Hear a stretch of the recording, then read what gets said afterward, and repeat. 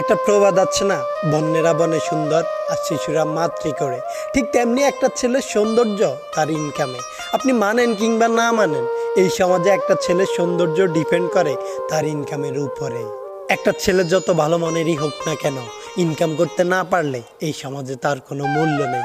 কেননা এই সমাজে ভালো মানসিকতার চাইতে ভালো অবস্থানকে প্রায়োরিটি দেওয়া হয়।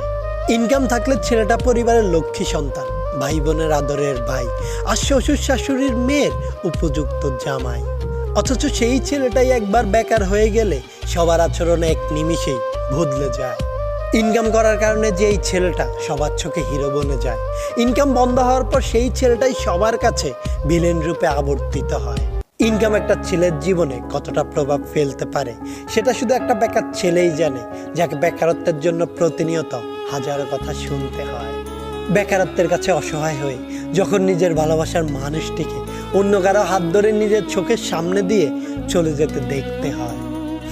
আমি ছেলে, আমাকে ঠোঁটে নয় নোটে কথা বলতে হবে। তাই আজকে টাকার জন্য যেই জিনিসগুলো হারিয়েছি তার জন্য কান্না নয়, এই কষ্টগুলো নিজের ভেতর জমিয়ে রাখবো। আর যেদিন অনেক টাকা কামাবো সেদিন কষ্ট দেওয়া মানুষগুলোকে জমিয়ে রাখা কষ্টগুলো দ্বিগুণ রূপে ফেরত দেব ইনশাআল্লাহ।